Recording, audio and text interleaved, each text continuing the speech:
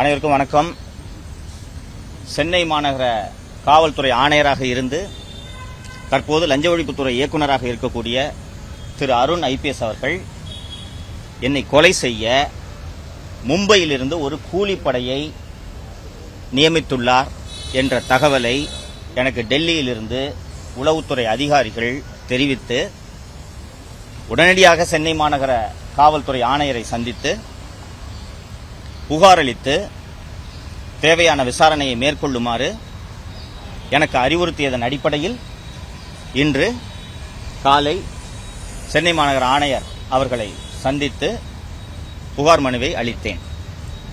உங்களுக்கு வியப்பாக இருக்கலாம், அது எப்படி இவரை கொலை பண்றதுக்கு மும்பையில் அண்டர்வேர்ல்டுல இருந்தெல்லாம் ஆட்களை நியமிக்கிறார்களா, அதுவும் அருண் செய்கிறாரா என்றெல்லாம் உங்களுக்கு வியப்பாக இருக்கும். இதே போல கடந்த செப்டம்பர் 2025 தென் தமிழகத்திலிருந்து கொலை செய்வதற்கென்று ஒரு கூலிப்படையை திரு அருண் அவர்கள், செல்வநாகரத்னம் IPS அவர்கள் மற்றும் திரு வருண்குமார் ஆகியோர் பணத்தை கொடுத்து அவர்களை நியமித்து இதே போல என்னை கொலை செய்ய திட்டமிட்ட சமயத்தில் அப்போதும் எனக்கு டெல்லியிலிருந்து தகவல் வந்து அப்போது பொறுப்பு DGPயாக இருந்த மரியாதைக்குரிய திரு வெங்கட்ராமன் அவர்களை நேரில் சந்தித்து நான் புகார் ஒன்றை அளித்தேன். புகாருக்கு பிறகு பத்திரிகையாளர்களை சந்தித்தேன். அந்த பத்திரிகையாளர் சந்திப்பை நடத்தி புகாரை அளித்த பின்புதான் அந்த கொலை திட்டம் கைவிடப்பட்டது. உங்களில் பலருக்கு இதெல்லாம் சாத்தியமா, அருண் இப்படியெல்லாம் செய்வாரா என்ற வியப்பு ஏற்படும்.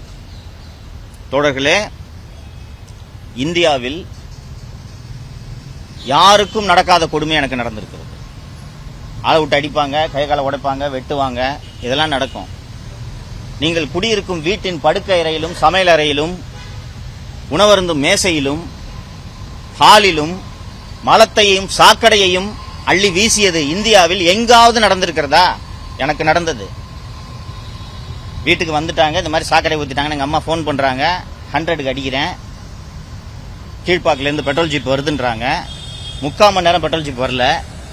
அந்த பெட்ரோல் ஜீப் இன்ஸ்பெக்டர் நம்பர் எனக்கு கொடுத்துட்டாங்க, நான் அவருக்கு அடிக்கிறேன், டிராபிக்ல மாட்டிக்கிட்டேன்றாரு. கீழ்பாக்கு போலீஸ் ஸ்டேஷன்ல இருந்து கீழ்பாக்கிலே இருக்கக்கூடிய வீட்டுக்கு வரதுக்கு 3/4 மணி நேரமா? அது நடந்தது. அப்போது எனக்கு தெரிந்த பெட்ரோல் ஜீப் வரலன்னு சென்னை மாநகர காவல்துறையில பணியாற்றி கொண்டிருந்த ஒரு மூத்த IPS அதிகாரி எனக்கு தெரிந்தவர், அவர்கிட்ட அடிச்சு, சார் இது மாதிரி நடந்துட்டு இருக்கு, வீட்டில் அம்மா தனியா மாட்டிக்கிச்சு, பெட்ரோல் ஜீப்புக்கு போன் பண்ணேன்னா இந்த மாதிரி சொல்றாங்க சார் சொன்னோன்னே அவர் நேரடியாக அருணை சென்று சந்திக்கிறார். சார் இந்த மாதிரி சங்கர் வீட்டில் இப்படி அட்டாக் நடக்குதுன்னு சொல்லும்போது அருண் கேட்ட முதல் கேள்வி என்ன தெரியுமா? அவன் ஏன் உனக்கு போன் பண்றான்? அப்படியா, இப்படி நடக்குதா, ஏன் பெட்ரோல் ஜீப்போட, இதெல்லாம் எதையுமே கேட்கல. அவன் ஏன் உனக்கு போன் பண்றான்? நீ அவன்கிட்ட டெய்லியும் பேசிக்கிட்டு இருக்கியா என்பதுதான். இதே அருண் அவர்கள் சட்டம் ஒழுங்கு பதவியில் இப்போது இருந்திருந்தால் இந்நேரம் என் மீது 15 வழக்குகள் பதியப்பட்டிருக்கும், சிறையில் இருந்திருப்பேன், குண்டர் சட்டம் பாய்ந்திருக்கும்.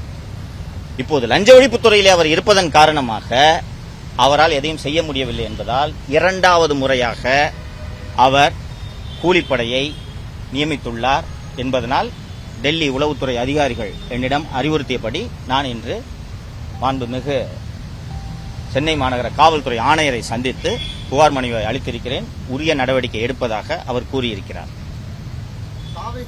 தமிழக முதல்வர் அவர்களிடம் நான் மீண்டும் இந்த கோரிக்கையை வலியுறுத்த விரும்புகிறேன்.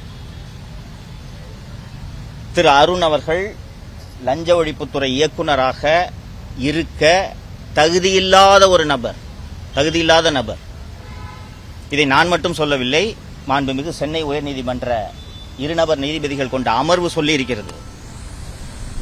இன்னைக்கு பொதுமக்கள் மத்தியிலே உங்கள் வாயிலாக தமிழக முதல்வரின் கவனத்திற்கு ஒரு அதிர்ச்சிகரமான தகவலை சொல்லிக் கொள்கிறேன். இந்த ஸ்ட்ரெங்த், சென்னை சிட்டி போலீஸ் ஸ்ட்ரெங்த்ல பணியாற்றக்கூடிய அமைச்சு பணியாளரான திரு ஐயப்பன் என்பவர் இப்போது லஞ்ச ஒழிப்புத்துறையிலே அதர் டியூட்டியாக அருணோடு பணியாற்றி கொண்டிருக்கிறார். அதே போல சென்னை மாநகர காவல்துறையின் விபச்சார தடுப்பு பிரிவிலே தலைமை காவலராக பணியாற்றக்கூடிய சந்திரசேகரன் என்பவர் இப்போது அயல் பணியாக ஓடியாக லஞ்ச ஒழிப்புத்துறையில் பணியாற்றி கொண்டிருக்கிறார்.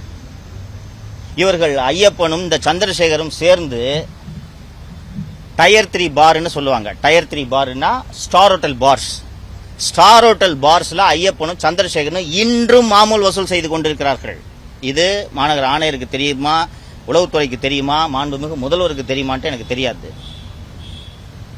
ஒரு லஞ்ச ஒழிப்புத்துறை இயக்குனர் ஒயின் ஷாப்ல, ஹோட்டல்ஸ்ல, பார்ஸ்ல மாமூல் வசூல் பண்றது உலகத்தில் எங்கேயாவது கேள்விப்பட்டிருக்கிறீர்களா? இதைத்தான் சென்னை உயர்நீதிமன்றம் சுட்டிக்காட்டியது. தவறான நபரை தேர்ந்தெடுத்திருக்கிறீர்கள் என்று. இப்போதாவது தமிழக முதல்வர் விழித்துக் கொண்டு இந்த நியமனத்தை மறுபரிசீலனை செய்ய வேண்டும் என்று கேட்டுக்கொள்கிறேன். தொடர்ந்து இது போன்ற இதை சொல்லிட்டு இருக்கீங்க. பட் சமூக ஊடகங்களையும் சரி நீங்க குற்றச்சாட்டு ஏன் மாத்திரத்துக்கான எந்த விதமான நடவடிக்கையும் எடுக்கலன்றது இது நீங்கள் தமிழக முதல்வரை தான் கேட்க வேண்டும். ஒரு குடிமகனாக, ஒரு சாமானிய மனிதனாக நாம் வலியுறுத்தத்தான் முடியும். இது முதல்வரோட முடிவு. முதல்வரோட கவனத்திற்கு மீண்டும் மீண்டும் இது செல்ல வேண்டும் என்பதற்காக தான் நான் உங்கள் வாயிலாக வலியுறுத்துகிறேன்.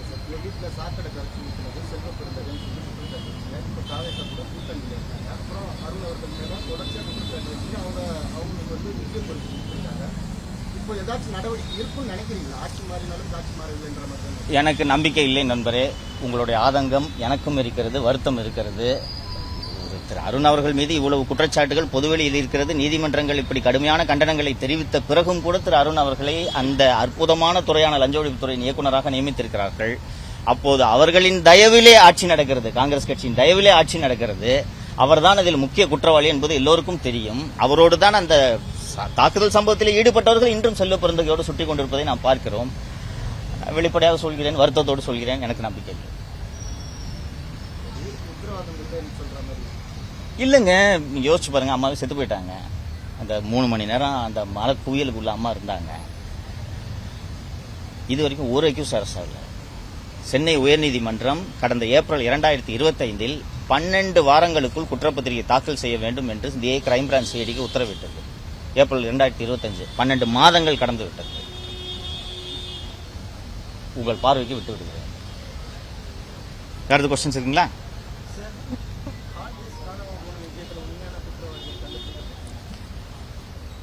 அந்த ஹார்ட் டிஸ்க் காணாமல் போன விவகாரம் மிக மிக தீவிரமான விவகாரம் என்பதை நான் ஏற்கனவே ஒரு பத்திரிகையாளர் சந்திப்பில் வலியுறுத்தி இருக்கிறேன். மின்சாரத்துறை அமைச்சர் திரு நிர்மல்குமார் அவர்களும் இந்த அரசும் அதோட சீரியஸ்னஸ் புரிஞ்சுக்கிட்டாங்களான்ட்டு எனக்கு உள்ளபடியே தெரியவில்லை. விசாரணை நடக்கிறது. விரைவில் குற்றவாளிகள் கண்டுபிடிக்கப்படுவார்கள். விசாரணை நடப்பதனால் நான் எதுவும் சொல்ல விரும்பவில்லை அப்படின்றத அமைச்சர் திரு நிர்மல்குமார் அவர்கள் மீண்டும் மீண்டும் வலியுறுத்துகிறார். கடந்த 2025 தொடக்கத்தில்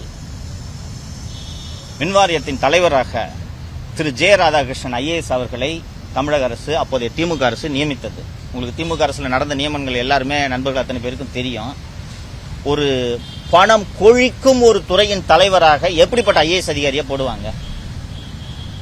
நேர்மைக்கு பெயர் போன ஒரு அதிகாரியை போடுவாங்களா? நீங்க டிரான்ஸ்பார்மர் டெண்டர்ல அடிக்க முடியுமா? சோலார் டெண்டர்ல அடிக்க முடியுமா? பிரைவேட் பவர் பர்ச்சேஸ்ல அடிக்க முடியுமா? எதுல பண்ண முடியும்? நமக்கு சொல்றதுக்கெல்லாம் ஒத்துழைப்பு கொடுக்கக்கூடிய ஒரு அதிகாரி தான் அங்க போடுவாங்க. அப்படித்தான் இன்னொன்னு, அந்த நேரத்தில் அந்த நியமனத்தில் இருக்கக்கூடிய சிக்கல் என்னன்னு கேட்டீங்கன்னா, பெயருக்கு தான் திரு சிவசங்கர் அமைச்சர், துறையை நடத்துனது செந்தில் பாலாஜி. அப்ப இது ரெண்டுக்கும் ஏற்றார் போன்ற ஒரு அதிகாரியை அங்க நியமிக்கணும். அந்த அதிகாரியவே மாத்தாம நீங்க எப்படி சார் ஊழலை கண்டுபிடிக்க போறீங்க? சொல்றாரு நாங்க குற்றவாளிகளை கண்டுபிடிப்போன்ட்டு. நான் அந்த ஏற்கனவே பத்திரிகையாளர் சந்திப்புல சொன்னேன். நான் ஒரு அரசு அலுவலகத்தில் 18 ஆர்டிஸ்க்கு திருடுறதுக்கு எப்படிங்க கவர்மெண்ட் சர்வெண்ட்டுக்கு துணிச்சல் வரும்? அப்படி அது நடக்குதுன்னா அதில் சம்பந்தப்பட்டவர்கள் தான் அதை செய்ய வேண்டும். அதில் சம்பந்தப்பட்டவர் செந்தில் பாலாஜி மற்றும் சிவசங்கர். அவங்க 2 பேருமே அங்க இல்ல. இப்ப யார் தொடர்ந்து அங்க இருக்கிறது? திரு ஜே ராதாகிருஷ்ணன் திமுக ஆட்சியிலும் மின்வாரிய தலைவராக இருக்கிறார், இப்போதும் மின்வாரிய தலைவராக இருக்கிறார். அப்ப அவரை மாற்றாம நீங்க எப்படி இந்த ஊழலை கண்டுபிடிப்பீங்க? ஹார்ட் டிஸ்குகள் காணாமல் போனதும் முதல் சந்தேகம் இவரை நோக்கி தான் திரும்பி இருக்கணும். இன்னைக்கு நான் முதல்வர் பார்வைக்கு வச்சிடுறேன். அது நீங்க எல்லாம் இன்டெலிஜென்டான ஆட்கள், இந்த பத்திரிகையாளர்கள், உங்களுக்கு தெரியும். நான் வெளிப்படையா சொல்ல விரும்பல, நான் சொல்லிடுறேன். பிரதர், உங்களுக்கு தெரியும், சம்மர் ஆல்மோஸ்ட் முடிஞ்சிருச்சு, ரைட்டுங்களா? இந்த ஏன் மின்வெட்டுனா, எங்க வீட்லயும் மின்வெட்டு போது வருது. எல்லார் வீட்லயும் ஃப்ரிட்ஜ், வாஷிங் மிஷின், டிவி எல்லாமே வச்சிருக்கோம். ஒரு நாளைக்கு 20 வாட்டி கரண்ட் போயிட்டு வந்துச்சுன்னா விளங்குமாங்க அந்த மிஷின்? இன்னும் பல பேர் உங்களில் இஎம்ஐ கட்டிட்டு இருப்பீங்க. அந்த டிவி, ஃப்ரிட்ஜுக்கெல்லாம் இஎம்ஐ கட்டிட்டு இருப்பீங்க இல்லீங்களா? இப்படி கரண்ட் போயிட்டு வந்துச்சுன்னா என்னங்க ஆகும்? அந்த பொருள் வாங்க முடியுமா திருப்பி? கேட்டா மின் தேவை அதிகமாக இருக்கிறது, மின் பகிர்மானத்தில் சிக்கல், விநியோகத்தில் சிக்கல் இல்லைன்ட்டு ஒரு புதிய விளக்கத்தை ராதாகிருஷ்ணன் கொடுக்கிறார். உங்களுக்கு மே முதல் வாரத்தில் கத்திரி வெயில்ல இந்த ஷார்டேஜ் நடந்துச்சுன்னா நான் புரிஞ்சுக்கிறேன், வெயில் பீக்ல இருக்குன்ட்டு. ஆல்மோஸ்ட் சம்மர் முடிஞ்சிருச்சு, கேரளாவில் பருவமழை தொடங்கி விட்டது. அந்த பீக் சம்மர்ல இருந்ததை விட அதிகமான மின்வெட்டு இப்போது இருக்கிறதா? எப்படிங்க வருது? அதிகாரிகள் இன்னும் திமுக கைவசம் தான் இருக்கிறாங்க. திமுக அதிகாரிகளை ஏன் இந்த அரசு தேர்ந்தெடுத்து முக்கிய பதவிகளுக்கு நியமிக்கிறது என்பதுதான் நான் இந்த அரசை பார்த்து கேட்கக்கூடிய கேள்வி. திமுக அரசுக்கு நெருக்கமான அதிகாரிகள், ஊழல் செய்ய துணை போன அதிகாரிகளை தானங்க திமுக அரசு தேர்ந்தெடுத்து நியமிக்கும். அதே அதிகாரிகளை முக்கிய பதவிகளுக்கு நீங்கள் நியமிக்கிறீர்கள் அல்லது அந்த அதிகாரிகளை தொடர விடுகிறீர்கள் என்றால் திமுக ஆட்சி தொடர வேண்டும் என்று இந்த முதல்வர் விரும்புகிறாரா, தாவேக விரும்புகிறதான்றதான் நான் உங்களுக்கு முன்னாடி கேள்வியா வைக்க விரும்புறேன். எலக்ட்ரிசிட்டி டிபார்ட்மெண்ட்ல அந்த டாப் டு பாட்டம் ஊழலுங்க. வந்த உடனே அந்த மின்வாரிய தலைவரை நீங்கள் மாற்ற வேண்டாமா? போர்மேனையா மாத்திட்டு இருப்பீங்க? மின்சாரத்துறை அமைச்சர் திரு நிர்மல்குமார் அவர்கள் போய் ஆய்வு செய்துட்டு லைன்மேன் எல்லாம் 4-5 பேர் சஸ்பெண்ட் பண்ணாரு. அப்புறம் அவங்க லைனை புடிங்கி விட்டு திருப்பி ரீஇன்ஸ்டேட் பண்றாரு. கீழே இருக்கிற அந்த ஏழை தொழிலாளிகளா ஊழலில் ஈடுபட்டவர்கள் யார்? அந்த ஊழலுக்கு காரணமானவரோ அவரை பக்கத்தில் வச்சுக்கிட்டு இருக்காரு. என்ன நிர்வாகம் பண்றீங்க நீங்க? அந்த அளவுக்கு கடுமையான வார்த்தைகளை நான் பயன்படுத்த விரும்பவில்லை. ஒரு குற்றச்சாட்டு வைக்கிறாங்க எதிர்த்தரப்புல இருந்து. இவங்க இந்த மாதிரி மாறுதல், அதாவது திமுக இருந்த அதே அதிகாரிகள் மாறுதல் செய்யாம இருக்கிறாங்கன்னா தொடர்ச்சி தாவேக தரப்புல என்ன சொல்றாங்கன்னா திமுகவால தான் இந்த பிரச்சனை அப்படின்னு சொல்லிட்டு அதற்கு ஏதுவாக இருக்கும்னு இது அப்படியே கண்டினியூ பண்றாங்களா? சார், திமுகவால இந்த பல பிரச்சனைகள் திமுகன்றதை நானும் ஒத்துக்கிறேன் சார். நானும் கடுமையான விமர்சனங்கள் பண்ணிருக்கேன். பல பிரச்சனைகள் திமுகவால. ஆனா அந்த திமுக அமைச்சர்களும் முதலமைச்சரும் மட்டுமே அந்த தவறுகளை செய்திருக்க முடியாதல்லவா? அவர்களுக்கு துணை போனது இந்த அதிகாரிகள் தானே. அந்த துணை போன அதிகாரிகளை நீங்க கூடவே வச்சுக்கிட்டு திமுக பண்ணிடுச்சுன்னு சொன்னா இவங்க எல்லா தகவலையும் திமுகவுக்கு சொல்ல மாட்டார்களா? நான் ஏற்கனவே நடந்த பத்திரிகையாளர் சந்திப்புல சொன்னேன், என்போர்ஸ்மெண்ட் டைரக்டரேட் என்ன டாக்குமெண்ட்ஸை டிஜிபிக்கும் டிவிஎஸ்சிக்கும் அனுப்புச்சு அப்படின்றது திரு கே நேரு அவர்களுக்கு எதுவுமே தெரியாது. பயந்துகிட்டு இருந்தாரு. என்னதான் பண்ணினா யாரோட டிரான்ஸ்கிரிப்ட்லாம் போச்சுன்னா கவினா அவரோட பிஏ, அந்த டிவி ட்ரூ வேல்யூ ஹோம்ஸ்ல வேலை செஞ்சாங்க திரு நேரு அவர்களோட பிஏ, இவங்களோட டிரான்ஸ்கிரிப்ட்ஸ், வாட்ஸ்அப் சாட்ஸ் எல்லாமே மாட்டுச்சு. என்ன மாட்டுச்சுன்னு அவருக்கு தெரியல, நியூஸ் பேப்பர்ல வந்து செய்தியை தவிர. அருண் போய் மொத்தத்தை ஜெராக்ஸ் போட்டு கொடுத்துட்டாரு. இதுக்கு தானே நீங்க இதை பாருங்க, புதிய கட்சி, உங்களுக்கு நிர்வாக அனுபவம் இல்லை, அரசியல் அனுபவமே குறைவு, உங்களுக்கு குறைந்தது 6 மாத காலம் அவகாசம் வழங்க வேண்டும் அப்படின்றதுக்காக தான் கடும் விமர்சனங்களை வைக்க வேண்டாம் என்று பொறுமையாக இருக்கிறோம். நீங்கள் கற்றுக்கொள்ள வேண்டாமா? குறைந்தது சரியான அதிகாரிகளை தேர்ந்தெடுக்க வேண்டாமா? இதனால் இவன் முடிக்கும் என்றாய்ந்து ஆட்சி செய்ய வேண்டாமா? காவல்துறையில நல்ல அதிகாரிகள் எல்லாம் போட்டிருக்கீங்க. பல துறைகளுக்கு டிஜிபி, HOPF ஆகட்டும், இன்டெலிஜென்ஸ் ஆகட்டும், சிட்டி ஆகட்டும், நல்ல அதிகாரிகளை போட்டிருக்கிறீர்கள். முக்கிய துறையான லஞ்ச ஒழிப்பு துறைக்கு இப்படிப்பட்ட ஒரு கருப்பு ஆட்டை கொண்டு வந்து நியமிக்கலாமா? நான் மட்டும் சொல்லவில்லை, ஊரே சொல்கிறது. இவ்வளவு பேர் சொல்லியும் நீங்கள் திருத்திக் கொள்ளவில்லை என்றால் என்ன விமர்சனங்கள் வந்தாலும் திமுக அரசு போலவே எங்களுக்கு கவலை இல்லாமல் நாங்கள் ஆட்சியை நடத்த போறோம் என்ற எண்ணத்தில் இந்த முதல்வர் இருக்கிறாரா என்ற கேள்வியை தான் நான் வைக்க விரும்புகிறேன். போன ஆட்சியில அதிகாரிகளுடைய ஆட்டம் அதிகமா இருந்துன்னு சொல்லிக்கிட்டே இருந்தீங்க. அது இந்த ஆட்சியிலையும் தொடர ஆரம்பிக்குது அப்படிங்கிற நோக்கத்துல எடுத்துக்கலாமா? ஒரு மாதம் தான் ஆகியிருக்கிறது. அதிகாரிகள் ஆட்டம் தொடரக்கூடாது என்பதற்காகத்தான் நான் மீண்டும் மீண்டும் சுட்டிக்காட்டி கொண்டிருக்கிறேன். இந்த தப்பை பண்ணிடாதீங்க. அவங்க கையில போச்சுன்னா அவ்வளவு அனுபவம் வாய்ந்த திராவிட முன்னேற்ற கழக தலைவர்களையே அதிகாரிகள் தங்கள் கைப்பிடிக்குள் வைத்திருந்தார்கள். அந்த அதிகாரிகளை மீறி முதல்வராலும் அமைச்சர்களாலும் எதுவுமே செய்ய முடியவில்லை. நீங்கள் புதியவர்கள், நிர்வாகம் என்றால் என்னவென்றே தெரியாமல் வந்திருக்கிறீர்கள். அந்த தவறை செய்து விடாதீர்கள் என்பதற்காகத்தான் மீண்டும் மீண்டும் சுட்டிக்காட்டுகிறேன். புரிந்து கொள்வார்கள், கற்றுக்கொள்வார்கள் என்று நம்புகிறேன். உங்க மேல அட்டம் இருக்குன்னு சொல்லி இன்டெலிஜென்ஸ் ரிப்போர்ட் சொல்றீங்க. அடுத்த கட்டமா இந்த கிரிட்டிசைஸ் பண்றதா நிறுத்துற ஏதாச்சும் ஐடியா இருக்கா? தொடர்ச்சியா நீங்க கிரிட்டிசைஸ் பண்றதுனால என் அருமை நண்பரே, இதை தவிர எனக்கு வேற எதுவும் தெரியாதுங்க. 2 வருஷத்துல 220 நாள் சிறையில் இருந்தது. நான் இப்போதும் இங்கே வந்து புகார் அளித்தது என் உயிருக்கு பயந்தல்ல.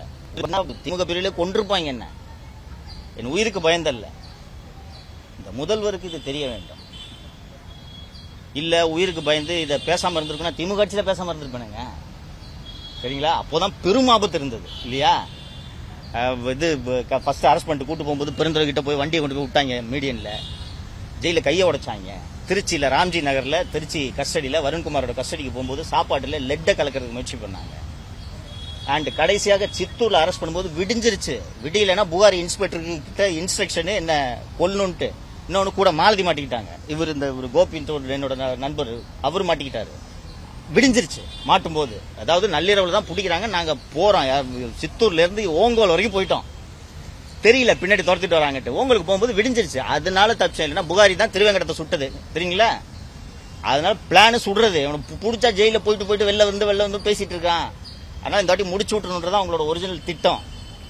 ஆனா விடிஞ்சதுனால அவங்களால எதுவும் பண்ண முடியல. இன்னொன்னு அதர் ஸ்டேட்ல வச்சு இஷ்டத்துக்கு சுட முடியாததுனால தப்பிச்சேன். அப்பவே பயப்பில்லை. ஆனால் இப்போது நான் சொல்றது, நான் செத்து போயிடுவேன். எனக்கு ஒண்ணும் இல்லை. எனக்கு சாவை பத்திய அச்சமும் இல்லை. ஆனால் உங்க ஆட்சிக்கு இது எவ்வளவு பெரிய அவப்பெயராக இருக்கும், கரும்புள்ளியாக இருக்கும். திமுக ஆட்சியில் கூட நடக்காத மரணம் தாவேக ஆட்சியில் நடந்ததுன்றது முதல்வருக்கு இழுக்கு என்பதை அவர் புரிந்து கொண்டு செயல்பட வேண்டும். நீங்கள் சென்று சேர்ப்பீர்கள் என்ற நம்பிக்கை எனக்கு இருக்கிறது. அந்த முதல்வரை போல உலகம் அறியாத முதல்வர் அல்ல, உலகத்தை அறிந்து கொள்ள முயற்சிக்கும் முதல்வர் என்று நான் நம்புகிறேன். சரிங்களா? நன்றி.